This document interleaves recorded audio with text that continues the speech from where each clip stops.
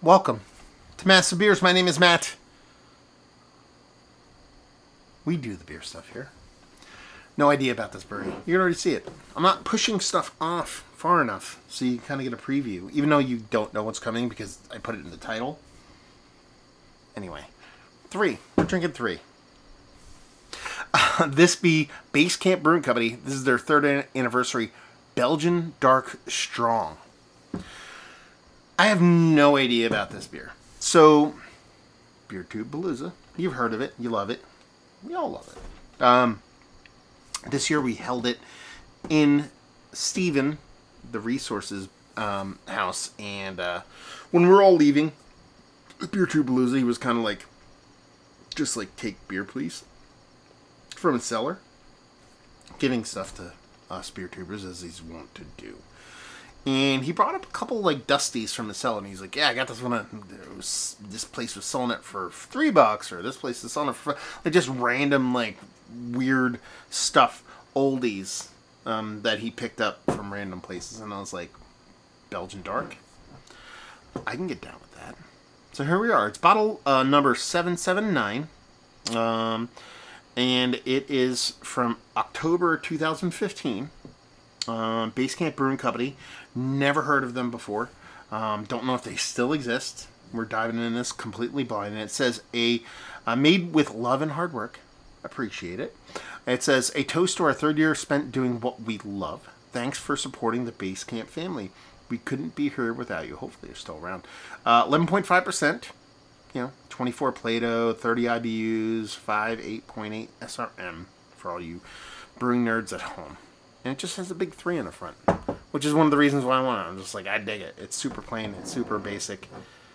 We're hoping for a hiss here. That's what we're hoping for. Because you're talking about a Belgian Strong Dark 2015, 11%, 8-year-old beer. If it has a hiss, I think it's going to. You know how? Because you give that cork a rotate, and I'm not even pulling on it, and it's pushing out on its own accord. Let's get a little ASR going.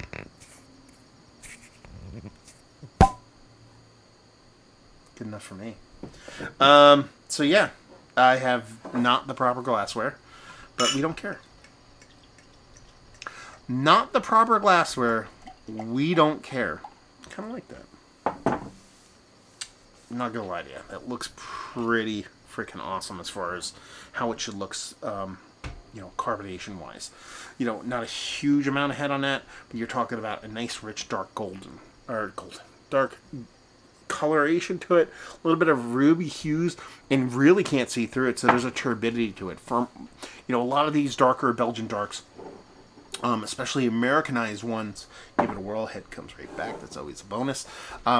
They're dark, but when you hold them at the light, you're like, oh, I can kind of see right through it. This, not so much. You know, it has this turbidity to it, which is the OG haze. Big red rich fruits coming off the sucker, by the way. You know, OG haze is Belgian beer. That's OG haze. You just don't think about it because the beer is so dark, and it tends to be something that you can't see through to begin with, at least darker, so you don't think about it.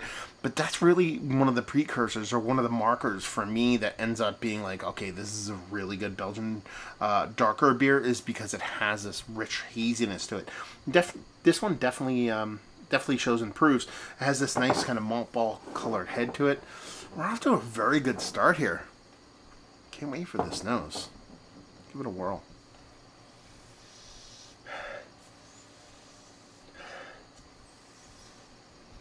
That smells really good. Like really good. Like really good. Now, let's walk this back a skosh. It is a 8-year-old beer. Man, I keep forgetting this is 8-year-old. So, does it have 8-year-old fantasticalness going on? You know, typically for me, an 8-year-old Belgian Dark is going to show a little bit more toffee, a little bit more kind of figgy, maybe even a little bit more raisinette. It has this little bit of kind of like cherry cordial-y thing going on with a little bit of sarsaparilla, kind of blackstrap molasses. It doesn't have that super over-the-top kind of aged kind of raisinettiness to it. Here I am kind of bonking on the beer. Bonking? What's bonking? Is that even a thing? Kind of knocking on the beer without even trying it yet. But aromatically, it smells really, really nice. It's just, from an 8-year-old Belgian Dark, I want just a skosh more. I shouldn't even say that. It smells absolutely fantastic. Rich, dark. Really good. Like, authentic. That'd probably be the best way I could put it. Because so many United States breweries get Belgian beers wrong. From a sweetness standpoint and from a Belgian canning standpoint, they usually come off very much Americanized, very much just brown sugary. Not getting that here. Sure, time could have done that to this. But I'm kind of excited for what's about to go down right now. So we're just going to dive right in. Cheers, y'all.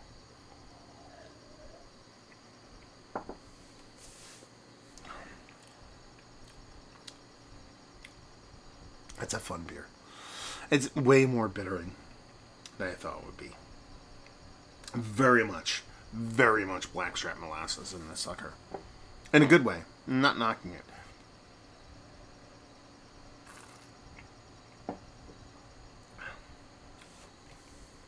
Big, rich,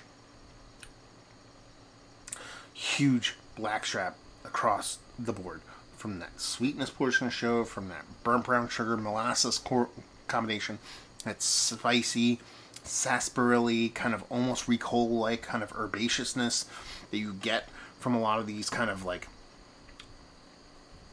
I don't even want to say Belgian darks. It almost, let's put it this way, it very much reminds me of like a very much aged Guten Carlus dark, like almost or Noel, because I'm getting to the point where I'm almost getting slightly kind of licoricey anise kind of vibes from it. Very bittering.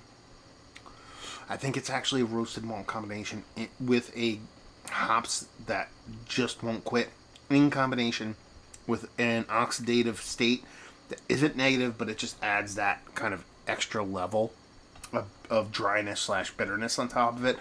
So I know a lot of times you'll have bittering, or you won't have bittering in a lot of these beers. They end up having a decent dose of bittering at the beginning, but it falls off quite quickly. And a lot of the kind of bittering, retention of bittering is ghost of hops past in combination with a oxidation. Not in a negative way, because these beers tend to skew quite sweet, so they need that kind of balance, a la what hops typically do for a beer. This actually has a bit more of it going on. So it's a hops roasted malt oxidation thing going on, to where I don't hate it by any stretch of imagination. I actually like this beer quite a bit. It just, I'm viewing this through the lens of what a Belgian dark should be, or what I think it should be, and it's coming off quite a bit more bittering than that. But you still have the sweet portion of the show here. It's not undersweet. It's just a bittering's bigger. So that's what makes it come off less sweet than perceptionally, if that makes any sense to y'all. Yeah, the sweetness very much blackstrap molasses. The spiciness very much blackstrap molasses. Oxidation on combination of the roasted malts in combination with the whey. Oxidation kind of dries everything out. It definitely finishes dry and comes off a little bit more dry. It reminds me a little bit more of like a barrel aging or a wood. It touched like a decent amount of wood to where there's a big like oak tannin portion of show going on here. I could have touched wood. I don't think so. I think that is just the way the beer kind of comes off. So it has that kind of aggressive oakiness to it, where it just dries out your palate quite quick. Actually, I think this is quite fun and quite tasty. Isn't it absolutely perfect condition beer? No. Is it one of the best Belgian darks that I've had ever? No. It's one of the more fun Belgian beers from an American brewery that I have as late. Or in general, yes. I think this is quite fun. It's definitely an Americanized take on a Belgian dark. I would assume that whoever drank this has drank their fair portion of Guten Carlus again, of their Noel, or even their Easter beer, because those beers tend to skew quite heavily in the anise, aromatic and flavor profile, and I feel like I'm getting that here. So think about like anise mixed with blackstrap molasses mixed with a nice rich Belgian dark. It's kind of how this beer comes off, and a very drying finish, and a very, very, very fun, very, very fun experience. Thank you very much, Stephen. I'm blown away. There's no kind of murk ring on this thing. Typically, you're talking about an 8-year-old beer.